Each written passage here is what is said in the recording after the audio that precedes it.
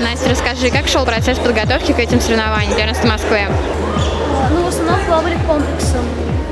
Была разгрузка. 800-ки практически не плавали. В основном не нагружали. А цели и задачи, которые ты ставила на этих стартах, ты выполнила? Да. У меня была цель попасть в первую команду, и я ее сделала. И тем самым ты отбираешься на «Веселый дельфин», едешь в Питер. Да. Расскажи, пожалуйста, как ты улучшила результаты с открытого первенства «Спортвизор», последние соревнования, в которых ты выступала, и с этими, по сравнению с этими соревнованиями? Да, я улучшила время на 200 комплексов плавания. В Грузии я проплыла 2:42, а здесь я проплыла 2:40, 74. А чем тебе запомнились эти старты?